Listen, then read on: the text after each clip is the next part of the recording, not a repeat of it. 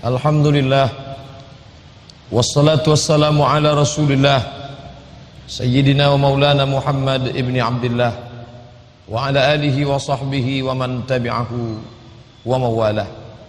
Ashhadu an la ilaha illallah wahdahu la syarika lah wa ashhadu anna sayyidana Muhammadan abduhu wa rasuluhu la nabiyya ba'dah.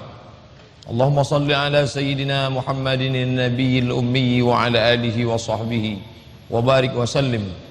قال الله تعالى في القرآن العظيم وهو أصدق القائلين: أعوذ بالله من الشيطان الرجيم. يا أيها الذين آمنوا اتقوا الله حق تقاته ولا تموتن إلا وأنتم مسلمون. وقال تعالى في آية أخرى: يا أيها الذين آمنوا اتقوا الله وقولوا قولا سديدا يصلح لكم أعمالكم ويغفر لكم ذنوبكم ومن يطع الله ورسوله فقد فاز فوزا عظيما. عباد الله، أوصيكم ونفسي بتقوى الله وطاعته فقد فاز المتقون. Hadirin jamaah Jumat yang dimuliakan Allah Subhanahu wa taala. Ketika orang beriman tidak menyadari keimanannya, lalu dia goncang dipukul ombak, dihempas gelombang, pada saat itu kiamat sudah terjadi. Dunia belum lagi kiamat, langit masih di atas, bumi masih di bawah, tapi isi dunia sudah kiamat. Halakam muru'un lam ya'rif qadrahu. Celaka orang yang tidak tahu siapa dirinya. Dia tidak mengenal perjuangan bangsa, tokoh-tokoh pendahulunya. Saat ini bila disebut Islam, maka identik dengan teroris, ekstremis, eksklusif.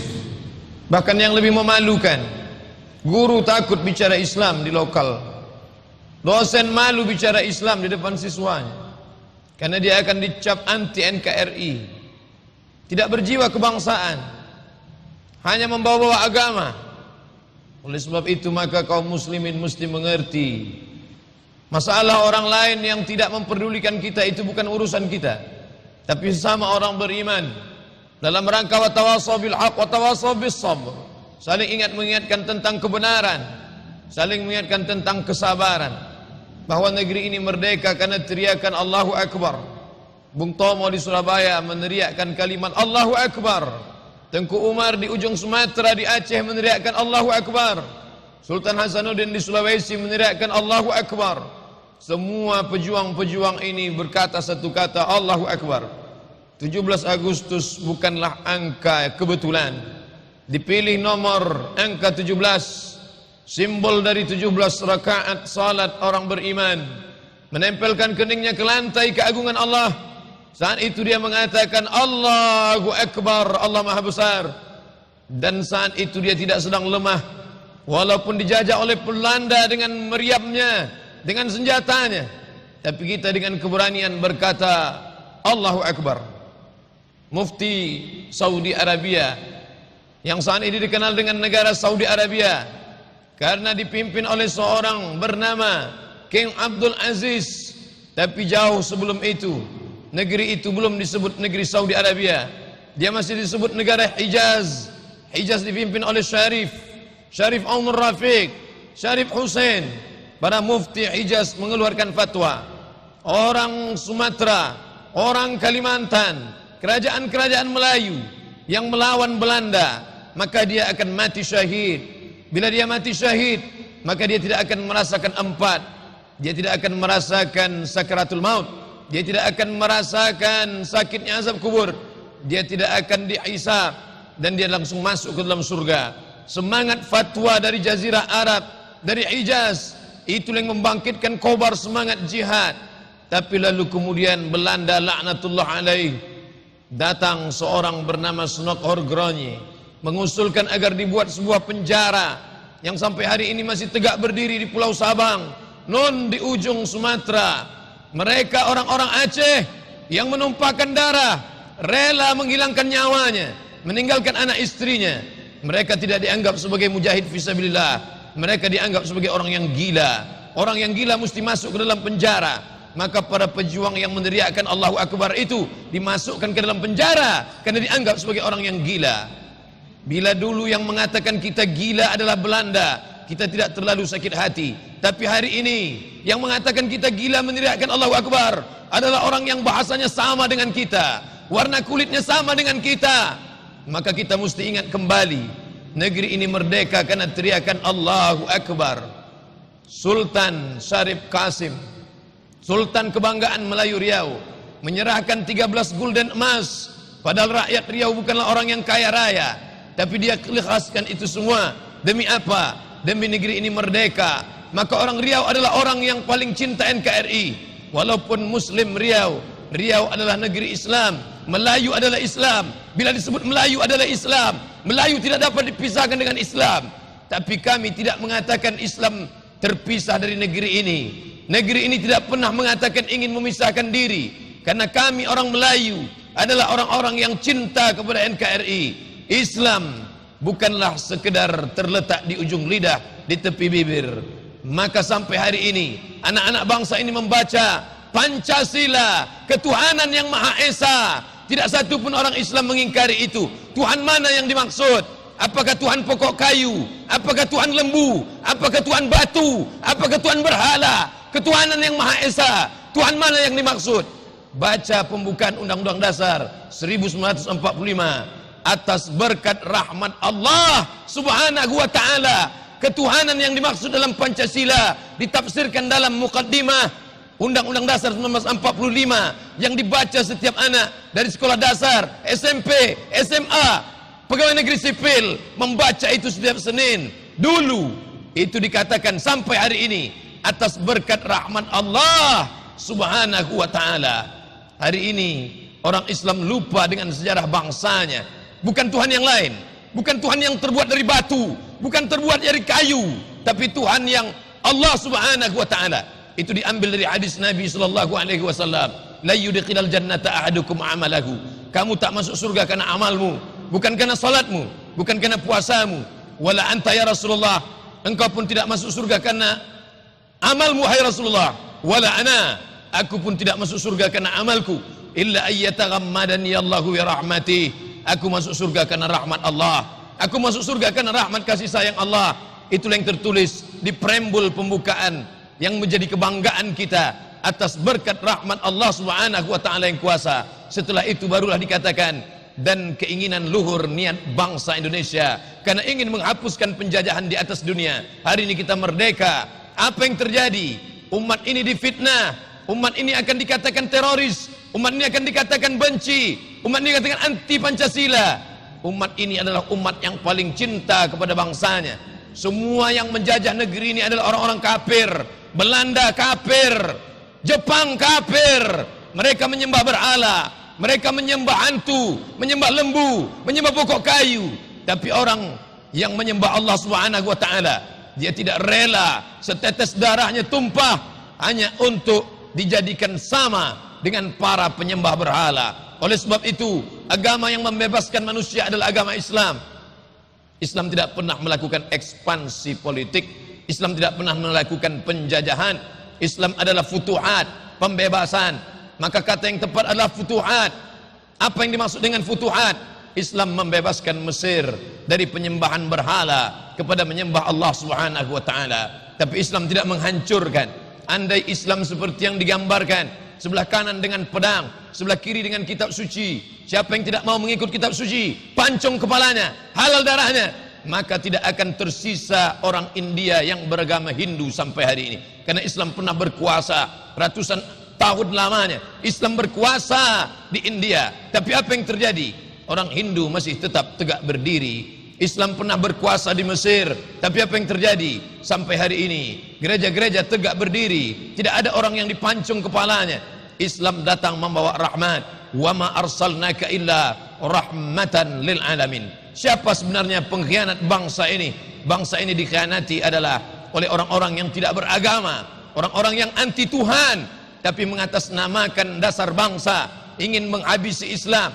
Maka orang Islam mesti mengerti, hai saudaraku yang masih bersyahadat asyhadu an la ilaha illallah wa asyhadu anna muhammadar rasulullah, bila engkau tidak mampu memahamkan orang lain, paling tidak engkau mampu memahamkan dirimu sendiri. Di saat banyak orang gila, di saat orang gila berkeliaran, maka dikhawatirkan orang yang waras akan ragu tentang kewarasannya. Hari ini sudah terlalu banyak orang yang sakit, dikhawatirkan orang yang sehat ragu tentang kesehatannya. Maka ungkapan yang waras mengalah, orang waras tidak mesti mengalah, orang waras mesti melawan. Islam mengajarkan kita perlawanan, tapi perlawanan bukan berarti brutal. Islam tidak mengajarkan kekerasan, Islam mengajarkan membela diri. Wajahidu fi sabilillah haqqa jihadi, berjihad engkau, berjuang engkau, tolong agama Allah sebenar-benar jihad. Hari ini bangsa ini bangga dengan kemerdekaannya 17 Agustus 1945. Tidak ada yang spesial pada bulan Agustus, tapi bagi orang beriman 17 Agustus 1945 adalah tepat pada tanggal 9 Ramadan. 9 Ramadan, kita merdeka pada 9 Ramadan. Mengapa bulan Ramadan? Bulan Ramadan adalah bulan yang penuh dengan kemuliaan. Negeri ini merdeka karena orang-orang yang sedang berpuasa. Orang yang berpuasa teriakannya keras, orang yang berpuasa matanya tajam, orang yang berpuasa tidak takut mati. Negeri ini merdeka karena orang yang lapar. Negeri ini merdeka karena tuan-tuan guru, para kiai, buya yang berdoa di munajatnya di tengah malam. Anak-anak muda yang berjihad, mereka tidak takut mati karena dalam kitab suci mereka dijanjikan, hal adullukum ala tijaratin tunjikum min azabin alim. Hai anak-anak muda, hai orang yang tua, hai kaum muslimin, maukah aku tunjukkan kepada kalian perniagaan kalian tak pernah rugi untuk selamanya? Apa dia? Tu'minuna billah, kau beriman kepada Allah, wa tujahiduna fi sabilillah, kau berjihad di jalan Allah, bi amwalikum wa anfusikum, dengan hartamu, dengan nyawamu. Bila kau kaya, kau berjihad dengan hartamu. Bila kau tak kaya, kau berjihad dengan nyawamu. Tapi berapa banyak orang-orang yang kaya mati dengan hartanya juga untuk agama Allah. Mereka berjasa menegakkan negeri ini atas nama Allahu Akbar. Tapi apa yang kita lakukan hari ini? Andai kau tak sanggup membela negeri ini, paling tidak belalah dia di depan istrimu, di depan anakmu. Jangan sampai anak lajangmu mencaci maki pejuang masa lalu. Jangan sampai mereka mengatakan agama bangsamu adalah agama yang anti NKRI. Jangan sampai kau katakan ulama dikriminalisasi, karena sampai masanya perjuangan itu akan tiba juga. Apa yang terjadi pada Haji Abdul Malik Karim Amrullah? Dia terduduk lesu di saat kepalanya ditunjuk, hai pengkhianat bangsa, hai Hamka, kau mau menjual negeri ini ke Malaysia, kau mau menjual negeri ini. Buya Hamka terdiam. Dalam hatinya dia berkata, aku seorang datuk di bumi Minangkabau, di Maninjau aku dimuliakan orang. Aku seorang ulama besar bertitel doktor, doktor dari Al-Azhar University, bertaraf kelas internasional, doktor dari Universiti Kebangsaan Malaysia, UKM, doktor dari Universiti Sutomo Beragama. Tak layak aku dihina seperti ini. Datang setan berbisik ke telinga Hamka, hai Hamka, lihatlah di tepi jendela ada pisau silet yang tajam. Kau potong saja urat nadimu, kau biarkan darahmu tumpah, mati saja kau Hamka, tak ada gunanya kau hidup. Tapi Hamka melawan. Untayan kata demi kata itu dia torehkan dalam buku berjudul Tasawuf Modern. Ketika dia sakit, dia minta kepada anaknya, tolong bawakan buku Tasawuf Modern, karena itu kenangan yang luar biasa. 40 tahun yang lalu, apa yang dialami Hamka bisa jadi terjadi pada siapapun yang meneriakkan Allahu Akbar di negeri ini. Dendamkah Hamka? Tidak. Terbuktikah semua tuduhan? Tidak. Adakah dia pengkhianat? Tidak. Hari ini orang membaca tafsir Al-Azhar Haji Abdul Malik Karim Amrullah, sampai hari ini orang mengagungkan namanya. Fitnah akan menjadi asap yang akan dihembus angin, dia hilang, tapi nama yang harum itu akan tetap semerbak. Tapi tetes darah yang pernah luka, hati yang pernah ternoda, takkan hilang dari hati umat Islam.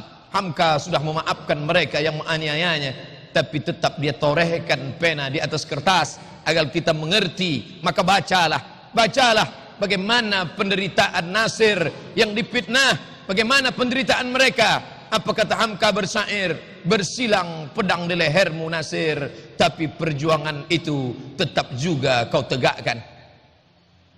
Berhentikah Nasir dari perjuangan? Tidak. Berhenti menjadi menteri boleh, berhenti menjadi perdana menteri boleh, tapi berhenti memperjuangkan Islam tidak. Dia dirikan rumah sakit Islam atas nama Yarsi, Yayasan Rumah Sakit Islam Indonesia, karena dia tahu anak-anak bangsaku kalau sakit mesti masuk ke rumah sakit Islam, karena kalau tidak dia akan diantar dengan ambulan bertahtakan salib. Dia akan dimasukkan ke dalam rumah sakit yang dinding-dindingnya akan mengingatkan dia, melupakan dia kepada Allah pada saat sakratul maut. Berhentikah mereka berjuang? Tidak. Tapi mereka sudah mati menghadap Allah sebagai syahid. Tinggal kita yang hidup di atas dunia ini. Apa yang akan kita lakukan? Bila kita tak dapat menyelamatkan negeri ini yang terlalu besar, maka paling tidak kita selamatkan anak kita, anak bangsa kita, negeri kita. Jangan kau takut mengatakan kau Islam. Jangan kau ngeri kau mengatakan kau Muslim. Setiap kali kau katakan dalam hatimu, wama ana minal musyrikin, aku bukan orang musyrik. Hanifan, aku condong kepada kebenaran. Musliman, aku seorang muslim. Wama ana minal musyrikin, aku tak pernah sekalipun mempersekutukan Allah. Kita mempersekutukan Allah bukan berarti menyembah berhala. Mempersekutukan Allah bukan berarti menyembah Lata, Uzza, Manat dan Hubal.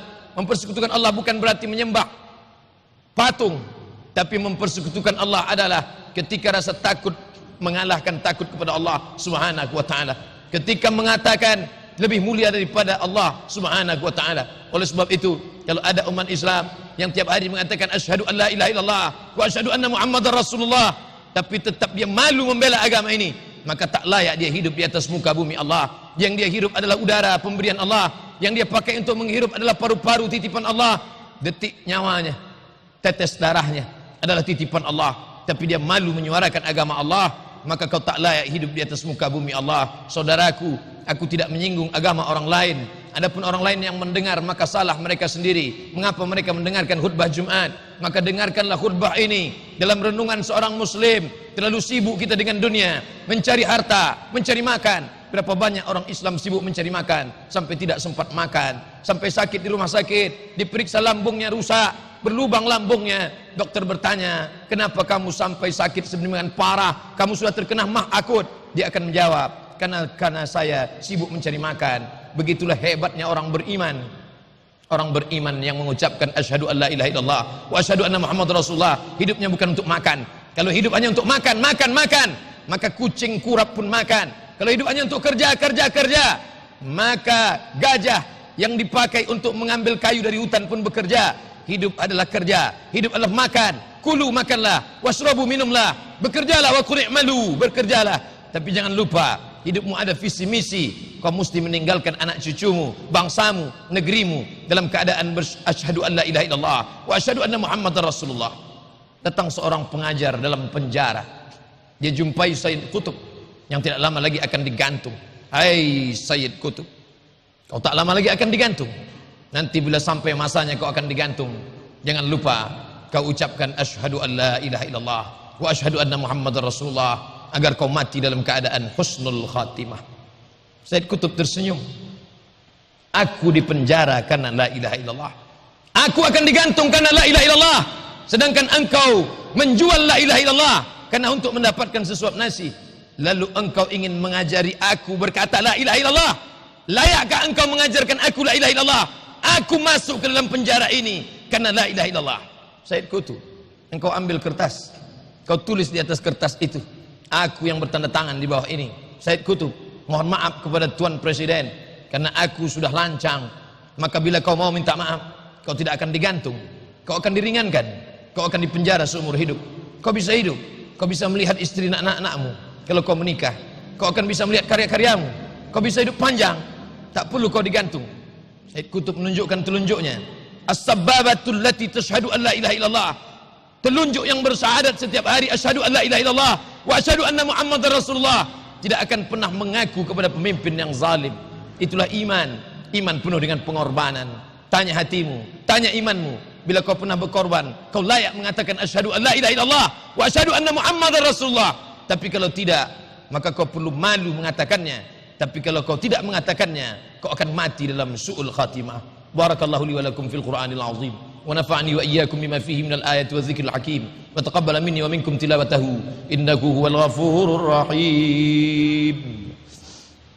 Allahumma shalli wa sallim ala sayyidina Muhammad sayyidil awwalin wal akhirin wa sallim wa radiyallahu tabaraka wa ta'ala an kulli sahabati rasulillahi ajma'in.